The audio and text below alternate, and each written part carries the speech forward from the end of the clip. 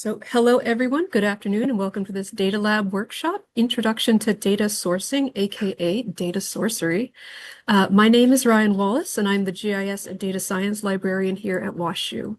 The actual presentation part of this workshop shouldn't take more than an hour, despite the 2-hour time slot that I've reserved.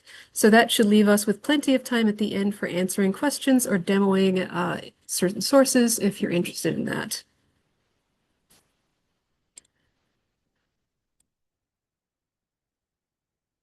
So the Datalab workshop series is run by Data Services, which is a department of the WashU Libraries that serves undergraduate and graduate students, faculty, and staff here at WashU. We have 6 core services, one of which is data sourcing. What that means for WashU folks is that we can answer your questions about how to find quality data sources, like free publicly available sources or paid data sources that we have access to through the libraries. And also help with evaluating and understanding a data source. And then this is the data services team. We have Jennifer Moore, who's the head. Sarah Swans is our digital humanities expert. Aviana Wooten specializes in data management and sharing. And Harper Tooch is our 3D data, augmented reality, and VR expert, virtual reality expert. And then Molly, Zach, and I, all of whom specialize in GIS systems to one degree or another. You can get in contact with any of us by going to our website. We're linked on the main library website, or just web search for Data Services WashU, and you will find us. All right, so that's the team. Let's move on to the data. Let's say you have a research idea and you're looking for data sources. Where should you start looking? So consider who might have collected the data you're interested in and explore their websites. A great first source are relevant government agencies at all levels, federal, state, and local. So you might, if you're interested in environmental or geological data, check out the U.S. Geological Survey. For financial information, the Federal Reserve. If you're studying education in Missouri, check out the Missouri Department of Education website. Or if you're looking for something at the local level, the St. Louis City and St. Louis County both have websites with open data sources. And then you can also find some nonprofit, non-governmental, or intergovernmental organizations. So locally, the East-West Gateway has a collection of environmental data sources. And then Think Health St. Louis has a data on, for instance, the uninsured population in the city by zip code. And then you can also find data from private businesses or industry groups for free, but use these sources with more caution than usual, because they might be trying to sell you something, or they might have a specific agenda they're trying to push. They might not, but it's something to take note of. And then, of course, other academic researchers. So in this vein, you can also look for data sets that are cited in publications. So if an academic author has created their own data set, feel free to reach out to the author and ask for a copy of the data set. They will sometimes be willing and able to hook you up that way. You can also follow their citations to their sources of data. Some other publications that often cite data sets include government reports, federal, state, and local levels, and gray literature. Gray literature is things like reports and working papers or white papers produced outside of traditional publishing channels by NGOs and businesses. And again, use more caution than usual when evaluating and using data sets from gray literature. But it can be useful to examine their citations for useful data sets as well, particularly if those citations lead to peer-reviewed or authoritative data sets. Yes.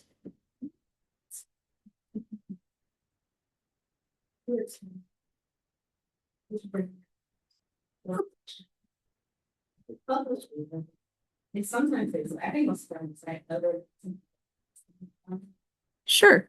So someone here in person has asked, what about news sources like the New York Times? Um, so that would definitely, because they'll usually cite their data sources the same way that these other things do. They And sometimes they will even make data sets available if their reporters have actually created these. And I think with the gray literature and the kind of private business information, just proceed with caution.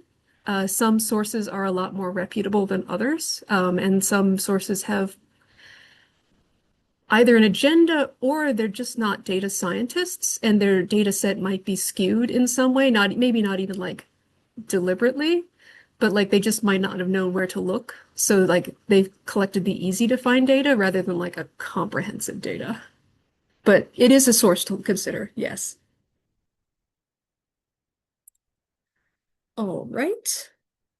So, if contacting an academic researcher makes you nervous, you can hope that they submitted a copy of their data to a repository.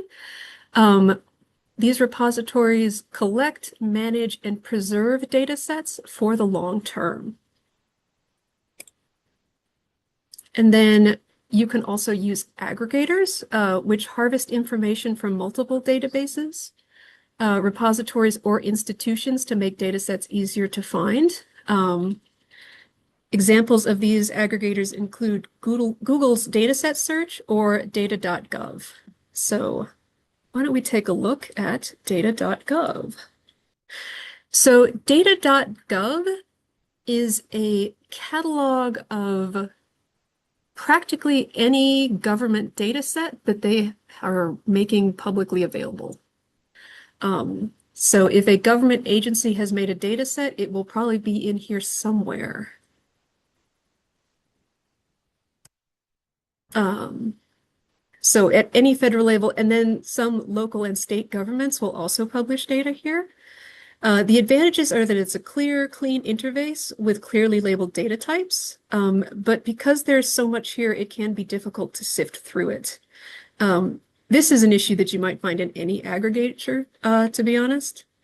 So the key is to make good uses of filters and search terms when you're searching for it.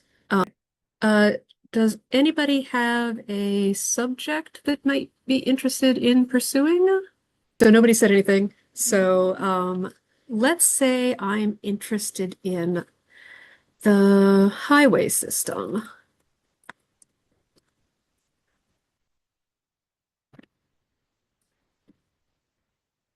So you can kind of see with those two keyword searches, I'm still getting like 1,000 plus data sets. So over here on the side, we've got options for narrowing these down. You've got a little bit of a map interface. So if you were only interested in a specific part of the country, you could zoom in to that area and like draw a box there.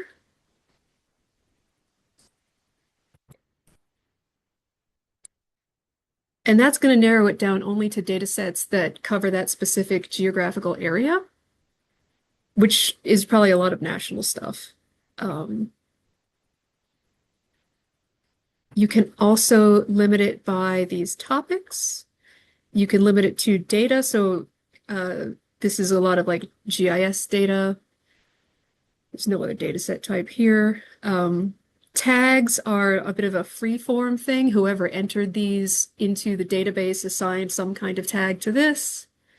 Specific data formats, whether it's the federal government, and then you could also limit it to which specific government agency created the data, either by like bureau organization. So Federal Highway Administration sounds like the people I'm interested in.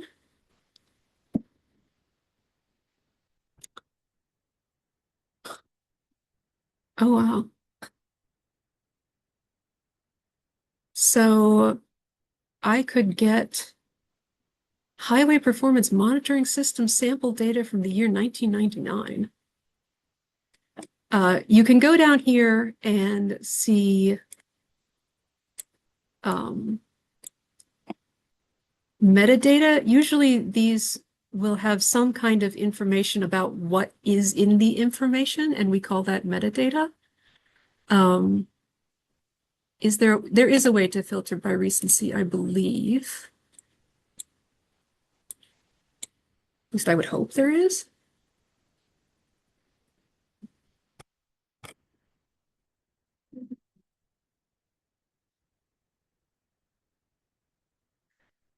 No, that's more like the people that made it. Is there? Oh, here, I can put it in order by the date added, but that's not necessarily going to be the data that it's like relevant to. That is a good question. It actually doesn't seem like that's the case. I'm not sure if the next generation data catalog might help that. Yeah, because there's not, if I go back, because I'm not seeing like an advanced search option. Yeah, can you hear me? Yes. Yeah, I didn't see it either. I just wanted to make sure because I was looking at some of these data sets and some were back in like 2019, but I wanted to like say if I wanted to filter it and only get data sets that were updated since, 2023 or something. I didn't know if that was possible, but that's okay. Thank you. Yeah.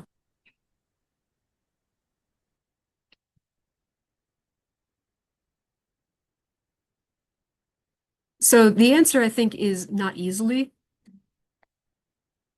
Um, okay.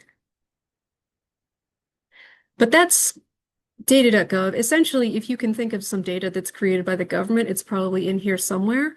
Um, unless the federal government has taken it down, which we will talk a little bit more about pretty soon. Let's go back to the slideshow. All right, back to repositories. So repositories can be divided into two groups, general and disciplinary. The advantage to using a general repository is that they are, if you're a depositor, they're easy to deposit into, and they usually have much more data. Um, On the other hand, they often reject and do not store data that has personally identifiable markers. So you may have to go hunting in a disciplinary repository for that. So personally identifiable markers would be if you're looking at, say, health data, and there are ways of identifying individual peoples that are in the data set, or like survey responses, that will often not be kind of publicly accessible because you could identify who these people are. It's a way to kind of protect people's privacy and just protect them in general. Um, so with a disciplinary repository, they have a much narrower focus, and it may be easier to find the data that you're looking for in one of those. So general repositories, Figshare, Dryad, and our very own WashU research data repository are some places to start in terms of general repositories. Um, and then if you want to look through the disciplinary repositories but don't know where to start, check out RE3 Data. That site is like a search engine for discipline-specific research data repositories. So if there's essentially you can search in there and see if there's like a medical imaging database or a climate change database or planetary data, whatever you're looking for, you can see um, what what there is in the world of data repositories.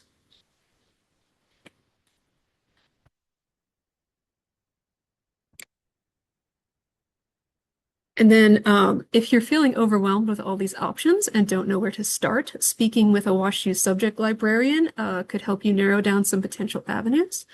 I've included the names and email links to some of the relevant subject librarians on this slide. And then I will send these slides out to everybody so you will have these as links and not just a slide that you can't click on. All right. And then one last thing when searching for data sets, always check the license on the data set to make sure that you can use it. Some data sets cannot be used for all purposes, essentially. I've included a lot of different types of sources in the last few slides, and they may have different restrictions on reuse, particularly non-governmental, non-academic sources. Often, if you've paid for access to something, you can't just let other people potentially have free access to that. That violates your purchasing agreement. And then those of you in the medical community are also very aware of HIPAA and privacy restraints regarding personally identifiable data. But it is something that could conceivably come up in any field with human subjects, not just medical. And then be aware of how the data you are looking for is allowed to be shared. Are there any questions, though, before we move on to evaluating data? Perfect. All right, documentation. Uh, I'm sure if any of you that have done even a little bit of research have run into the problem of data sets without proper documentation. It is frustrating. Because you may not know quite what is meant by all the variable names. You may not know what time period it's covering. You may not even be able to get a good idea of who actually produced it. When others produce good documentation, it helps you to understand someone else's data and decide if and how it might be useful for your research project. Data sets without documentation are difficult to understand and difficult to share. And then generally speaking, if you can't find documentation on a data set, you shouldn't use it. You don't know how or when the data was collected, or how or perhaps even the units of measure used in any figures. There are three general types of documentation that you might run into when you're looking at data sets: a README, data dictionary, and the code book. So a README is a text file that contains metadata about the data set, data about the data, if you will. As I just mentioned, this kind of information is critical to understanding and evaluating a data set. Sometimes you'll see it as part of a README file, or sometimes it is listed separately or labeled as metadata. So for instance, the following list includes the types of metadata we require at the WashU data repository for a dataset submission. You will notice that one of the items is an inventory of file names and a brief description of those files. The next kind of documentation, the data dictionary, expands on this. If a data set includes any kind of tabular data, a data dictionary is required. This includes a list of fields in the table and what each field means. This is a description that often includes the units of measure, precision, and ranges of values involved. And then the final kind of documentation is called a code book. This is like a data dictionary, but for qualitative data like coded survey responses and classifications. It should also describe the layout and structure of the data file. So it's going to go into even more depth about what each column means and what the values in the column mean. Okay. So once you've found data and have access to its documentation, you should be able to make an evaluation on your data set and decide if it's usable for your research. And these are the kinds of questions that you should be asking of the data when evaluating how the data was collected. What were the methods or instruments that were used for data collection? Is the data representative of the population? What was the sample size and how were participants recruited? For example, let's say a data set exists of social media users' opinions about a political candidate. Because active social media posters represent only a certain percentage of all voting age Americans, you can only infer what that percentage of Americans think of the candidate, not what all Americans think. And then you should also examine the variables themselves in a data set closely. Look for gaps or holes in the data. Are there empty cells or missing years? There may be valid reasons for these gaps, or they may indicate a flawed data set. And sometimes we have to make do with a flawed data set and acknowledge the flaws. For example, if a data collection instrument such as a thermometer broke on a specific date, we may never be able to fill in that missing data. Though sometimes with other sources, we may be able to fill in some or all of that gap. And then we should also ask if a variable is using the right level of measurement. Is the data using raw numbers or proportional values? Is there a margin of error? And then this last link is has a list of even more questions to consider when evaluating a data set. All right. So now we're going to get to the actual like data sources. So starting with the census, the US Census. The US Census is a great source for socioeconomic and demographic data in the US. The US Census Bureau administers and produces a number of products and surveys, but the two good places to begin are the decennial census and the American Community Survey. The decennial census is probably what you think of when somebody mentions the census. It's designed to count every individual in the United States every 10 years. So the kind of data they collect is location, age, race, and sex. But what do we do for data in between those years? That's where the American Community Survey comes in. The ACS is a survey done at a much smaller scale every year. It's a sample of about 3.5 million people every year, and it asks more detailed questions like educational attainment, employment, transportation, and internet access, for example. And then there are two major considerations when selecting census data. The first is the geography. The data is gathered at individual address level, but of course, for privacy reasons, we can't publish that. Instead, the smallest level that the data is aggregated at is the census block. You don't have to memorize this, but the minimum size for a census block is about 7/10 of an acre. In an urban context, you can think of it as smaller than a neighborhood. Block groups are made up of blocks. Census tracts are made up of block groups. Counties are composed of census tracts, and counties are aggregated into states. So they all nest inside of each other. For American Community Survey data, a smaller geography will have greater statistical margins of error because the sample size is so much smaller. When we get into block size, the margins of error can be greater than the population size itself. That isn't to discount the usefulness of these smaller geographies, but just be aware when you're selecting your geography. And then generally speaking, the census tract is the preferred census geography. It's a good balance usually between the smaller size and greater accuracy. Yes. Congressional districts I know don't have to be contiguous. Are there any other groups here where you should keep that in mind?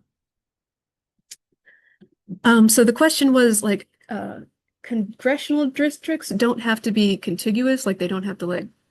Yeah, they can be separate and still part of the same district. Yeah. I think one of the big ones is zip code tabulation areas because a zip code is not actually lines drawn on a map. The zip code is the post office routes as like a line data set. So they are actually a lot more amorphous than people tend to think of them as being, and they don't translate exactly to like political boundaries. Since there's some addresses way out in the boondocks that are simply not addresses. Yeah, yeah. And because if the post office thinks it's more efficient to send a mail guy through like 5 different counties, they're going to do it. I think basically in this diagram, everything that's like straight up and down, those all nest neatly within each other and they like don't overlap at all. All of the stuff on the edges that kind of feed into those are going to be a little bit fuzzier and a little bit more confusing. But that's a good question. And then the other thing to think about is time. The decennial census is a point in time snapshot every 10 years. So that's pretty straightforward. The ACS, however, aggregates its snapshots in 2 ways. There were 1 year and 5 year. They used to do it every 3 years, and they don't do that anymore. But you might see that in a data set. So the 1 year product is aggregated, as the name suggests, over a 12-month period. These products come out every year in September. Because they cover only a single year, the product has a smaller sample size than the 5 year estimates and are therefore less reliable, especially at those smaller geographies. In fact, because of statistical inaccuracies, certain measures won't even be available at geographies smaller than the census tract. They're just not even going to give it to you because those numbers are not often meaningful. So you would use the 1 year product when currency is the most important thing, like the being up to date or being a snapshot of a very specific time. Or if you're looking at larger data, like geographies, like a county level or a state level, especially if you want to track sudden changes. And then the other choice is the 5 year product, which is averaged over a moving 30-month period. So, for instance, the 2020 to 2024 American Community Survey that was released just a couple months ago will estimate data collected between January 1st, 2020 and December 31st, 2024. Later this year. This is these slides are a few months old. So the aggregation delays the release by at least a few months and sometimes longer, but the sample sizes are 5 times larger because it's a 5 times longer collection period. So it's statistically more reliable, especially where research is concerned. The 5 year product is the more recommended one. So you would use this when precision is more important or when analyzing general trends or smaller populations. But and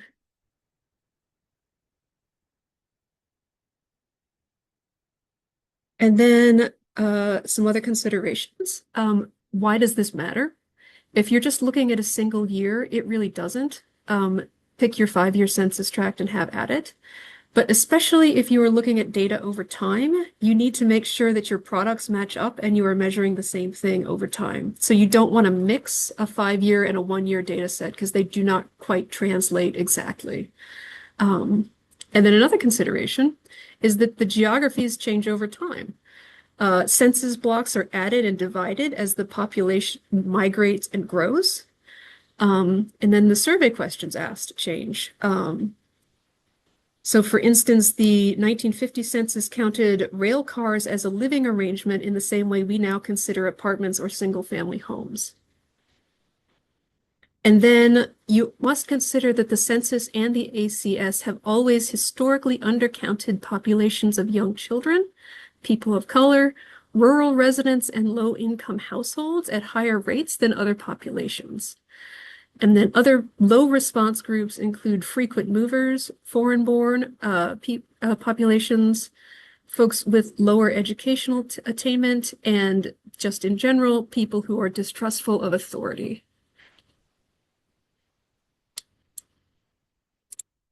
Any cases of overcounts, or is that just so? The question is, are there any cases of overcounts? And not that I've heard people talk about. It's just more that some populations are relatively kind of overcounted because there are a lot of undercounted people. All right. Let's take a look at data.census.gov.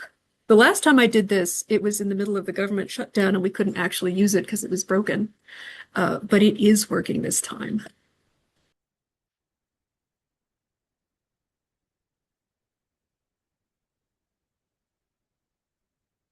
Okay, so this is kind of your landing page for the census. You can try searching for things that you're interested in. Does anybody have something they're specifically wanting to look at? A place or a topic? All right, then we will look at we're just gonna kind of, so it's better with this to kind of start broad and then narrow it down with these filters. So you could either start with a place and then narrow down by topics, or you can start with a topic, narrow it down by place. So let's say I'm interested in learning more about disability in the St. Louis City area. They'll even give you a little bit of a factoid up at the top of the entire country, but over here you've got those geographies we were talking about. And so I'm going to go with census tract because for a city, that's a pretty good place to start.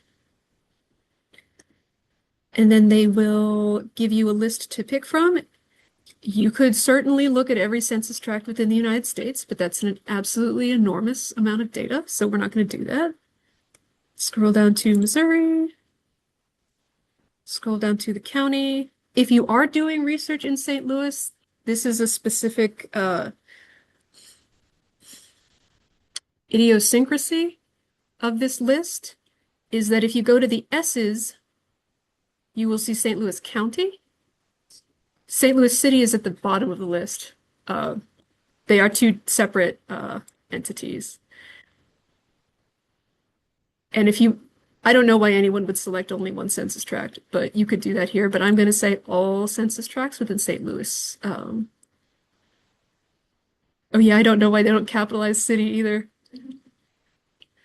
So we're going to do that. If you were doing something with the whole region, you would say you could come back here and select St. Louis County as well. And actually, why don't we do that? So you can see that. And now you see over here that we have both of those selected. And now they're going to, in the center here, give us all of the different tables that cover the area of disability. So you can, and this gets, it's the American Community Survey especially gets very narrow. So if you wanted to know specifically the disability status of grandparents living with own grandchildren under 18 years of age by responsibility for own grandparent and age of grandparent, you could do that. I don't want that. That sounds very complicated. I could just, I think this disability characteristics is going to be the broadest. And then you can also choose the year for the ACS 5 year. I'm going to do the most recent one. And when I click on a table, it's going to tell me that that's too large, but I want to look at it anyway. So this column here is this one census tract, the estimate, which is the actual number of people, and then the margin of error, which is plus or minus the how off they think this is. So you can see like for disability and limited to American Indian and Alaska Native alone, they estimate 6, but the margin of error is twice that. All I would really gather from this is that there's not many. Then you have all of these different, they've broken it down by the specific disability type and then by age. So you've got population under 18 with a cognitive disability, ambulatory difficulty. So if that's what you're interested in, uh, evaluate that, look and see if that's what you want. It's just going to be more census tracts. You can download the data. They'll give you a few options.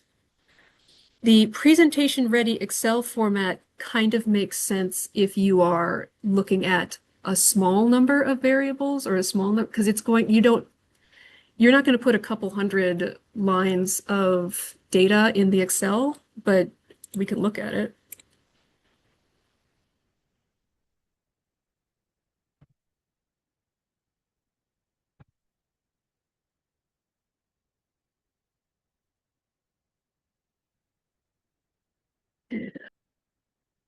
So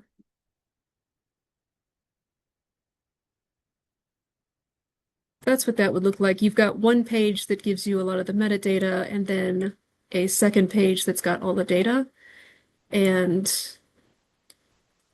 for this specific application, this is not a useful, I think, way of looking at this. But if you're only looking at like these numbers for one state, that might be actually more helpful. Eh. CSV is similar, but there's less formatting. And then, oh,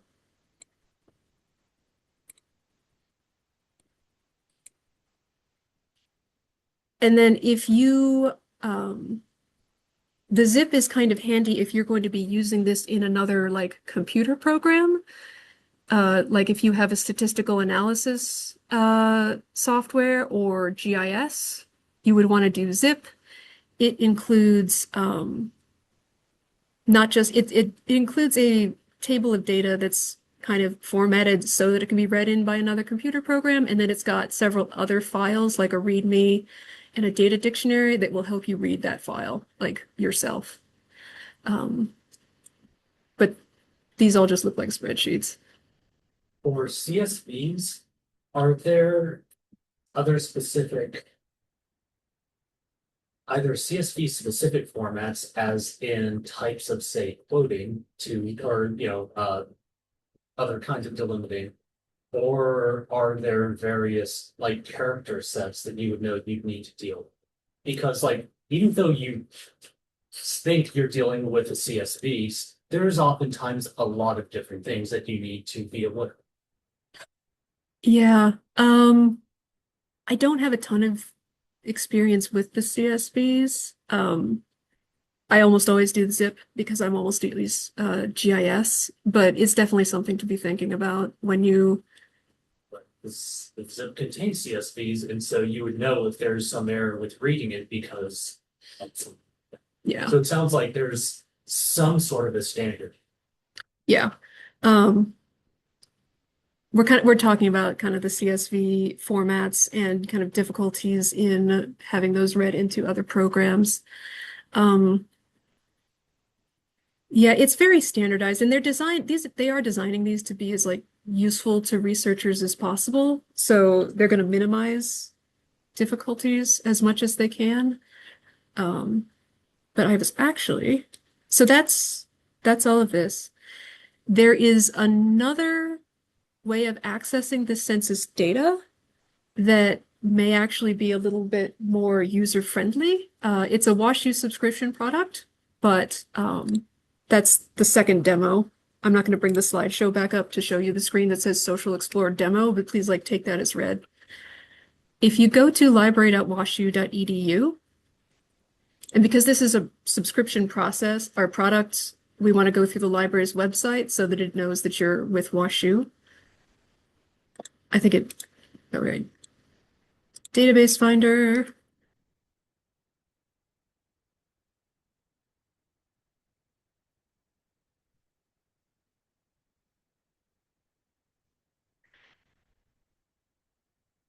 Are everybody seeing the, yes, everybody should be seeing this. So you can create an account and kind of save these maps and reports that you generate for later, but I'm not going to do that right now. Um,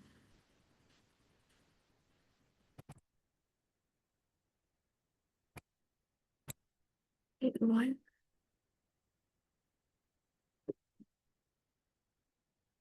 Maybe I am going to, oh, here we go. Here we go. It's underneath this box.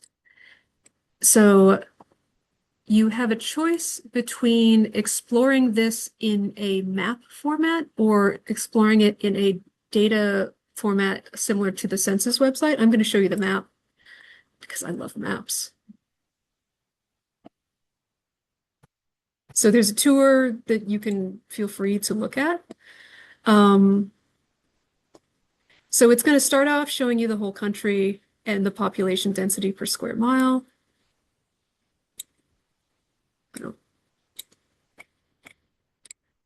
Let's take a look at Los Angeles. you can, once you've zoomed into this kind of level, you could say, I would like to look at this at census block group. So you can see kind of, this is about the size of a census block group in a city. In a urban or a rural area, that's going to be a much larger area. Census tract. And then once you've got the geography that you're interested in, you can change data. And this is going to have a lot of that same stuff. The decennial census, the American Community Survey, they have some other data sources available as well. So you could say default, American Community Survey, latest product. But if you keep scrolling down past these, you can have all of the different years back to when the American Community Survey started publishing. You've got this is the 2010 decennial census. They released preliminary data. You've got the 2010. You've got a lot of historical census stuff. And then it just kind of keeps going. You've got crime data. You've got election returns data. They have a lot of stuff that's already kind of put here. But we're going to look at the American Community Survey. And then these are all of the different tables that they have available.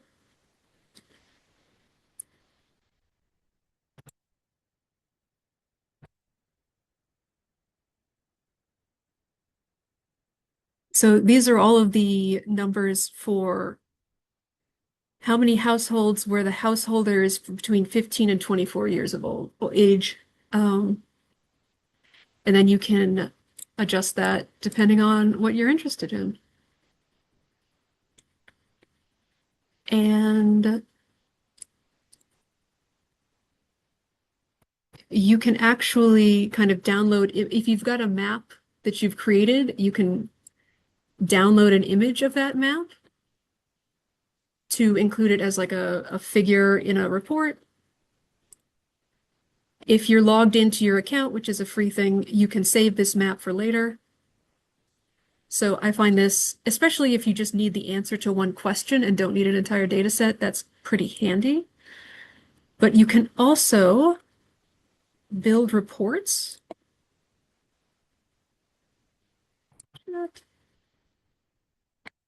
Thanks for coming, Ellen. Create a report.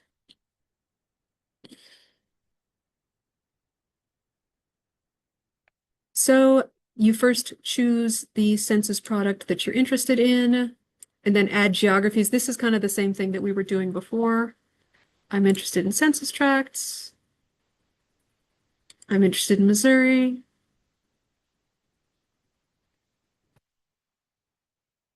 Just keep going. And again, St. Louis County and St. Louis City are not next to each other. All census tracts in St. Louis County. Went back too far.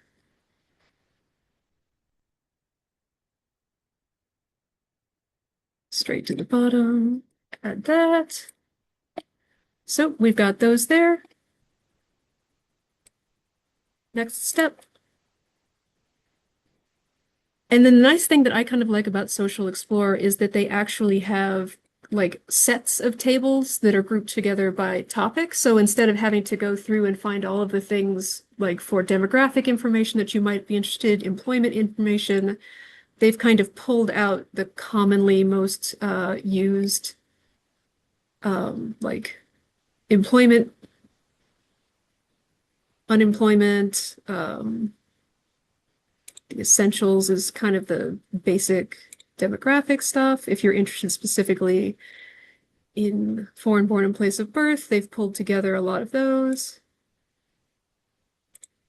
So let's look at that. But you can also add these tables individually if you have some specific things that you're looking for. Kind of like with the census stuff. You've got the census tracts here and the variables you're looking at here. You can go If you want to do multiple years, you could do that here. Geographies, I'm going to kind of say that that's fine. The report is fine. And then they have different ways of downloading things. So you've got Excel, you have CSV, and the thing that they do is that they will specifically design the CSV if you are importing it into some specific statistical program that has its own design, like preferred formatting. You could say, I am looking specifically to bring this into SPSS. You can also have some options for what exactly it is that you want to include. So for this one, you could put the percents as well as the total population. So like by default, if you see there's a number and then a percent, by default, those won't be included in your report, but you can choose to include them. You can download your data dictionary so that you understand what's going on in this file.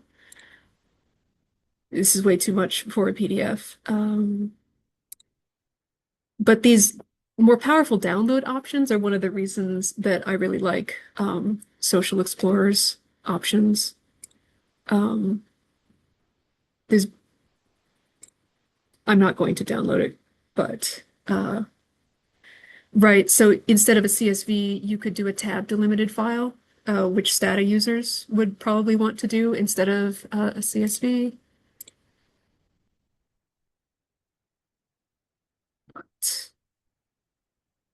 That is Social Explorer.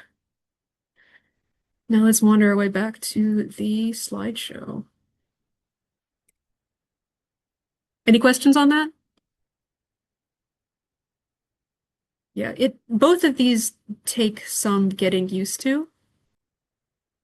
All right. So now we're going to look at more specific health or sources. So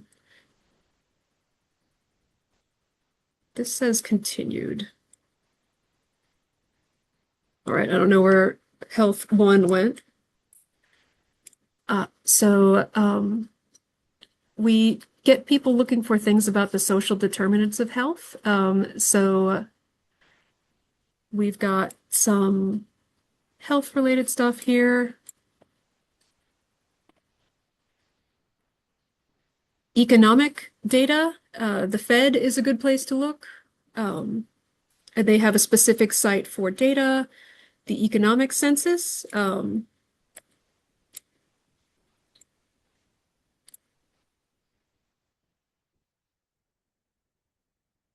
these are just a lot of sources for data. And then the business library has put together an incredibly helpful guide to databases that actually give you a little bit of information about what the databases contain and what they're good for.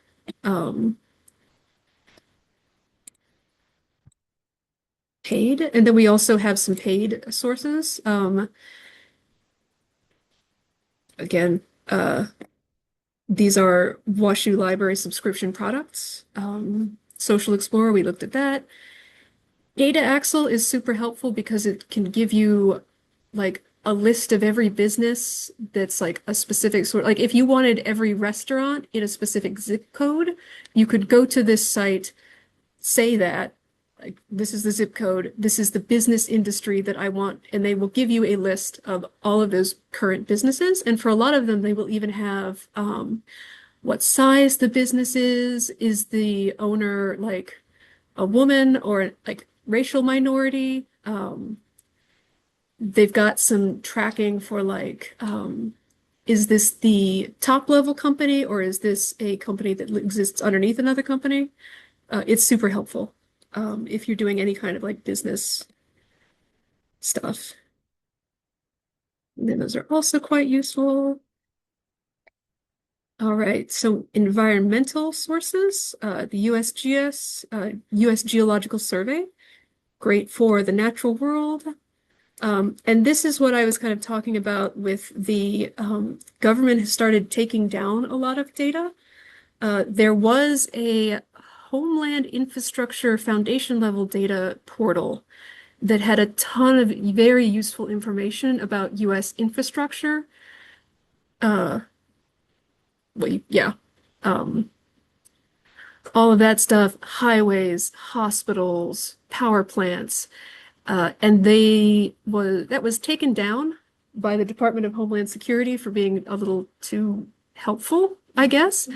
But the Data Rescue Project preserved the latest versions of all of those data sets and have made a new portal, this HIFLD Open, where you can get all of the sites that were, or all of the data sets that were on that site when it went down. Because the government actually gave you like a couple months warning that they were going to do this. But those data sets won't be continually updated because that's the government was doing that, and they're no longer making a lot of that stuff available.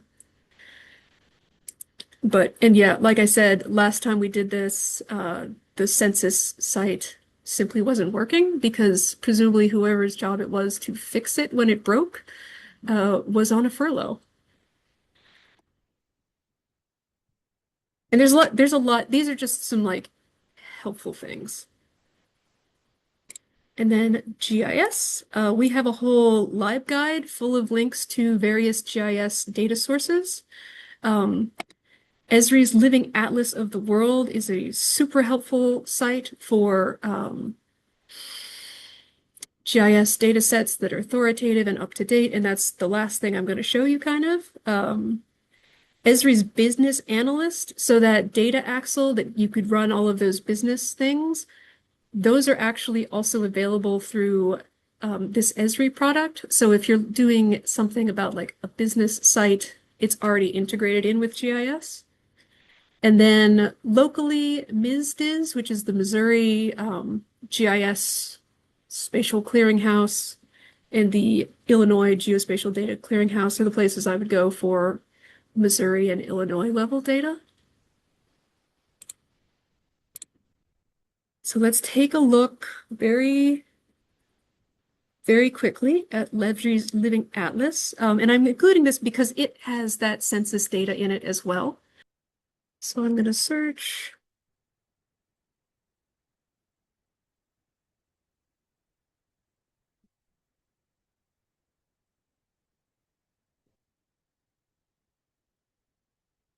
So this is another one where you just kind of like search for what you're interested in.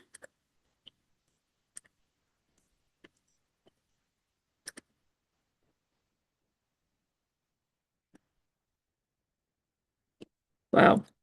Learn how to spell.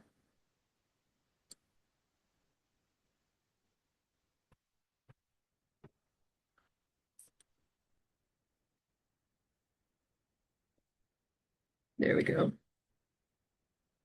So here's some of the older stuff. Where is the actual latest? Ha! ACS. And they have broken these out into kind of like Social Explorer broad categories. So if we were interested in looking at poverty statistics, this was going to tell you it's the most current release of data related about poverty status by age and ratio of income to poverty level. There's a little bit more information here. These are the specific American Community Survey tables. So if you were looking at that data.census.gov, this is what you would kind of be looking for. If you go over here just to the tab table, you can get an idea of what fields are included. So you've got like population whose income in the past 12 months is below federal poverty level, 6 to 11, and then you can look at this in a map.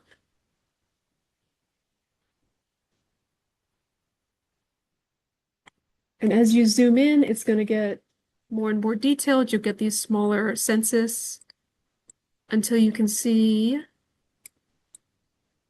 specifically that right now we're looking at the percentage of the total population whose income in the past 12 months is below poverty level. But as we saw when we looked at like the table, they have other, basically they're just symbolizing this, and you can change that in This is a little bit inside baseball. If you know how to use GIS, you can probably do this. But you basically can choose a different attribute to symbolize by. So you could just sort of scroll down here.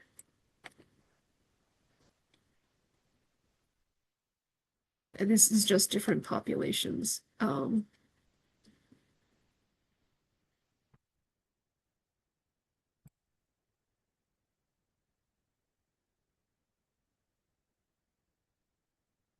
Gotta turn off that last one. Ugh. So this map is, instead of below the poverty line, these are people that are just barely above the poverty line. You can bring this into like a GIS project if you're interested in it. And this, if you're doing GIS work, saves you the step of joining that tabular data to the census tracts, which if you've ever tried doing that, can be a nightmare if like the data formats aren't correctly formatted. So basically, if you're a GIS person who wants to do census data, I would definitely take a look at this. Do we have any questions?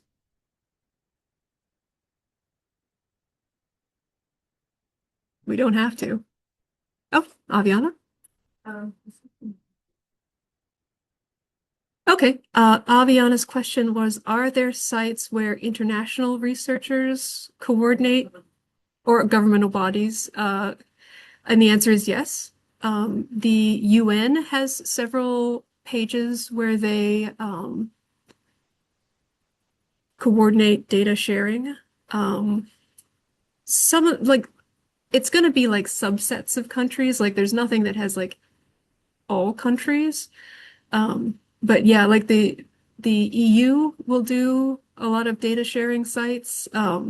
It's often very like uh, subject specific. So you might have like a UN climate data portal or um, yeah. So there are. It's kind of hit and miss whether you're going to find it or not. But yeah, we didn't get a lot into that. But I think there's some information on the International Data Research Guide. All right. Well, if that's it, then I will say goodbye. Thank you all for coming.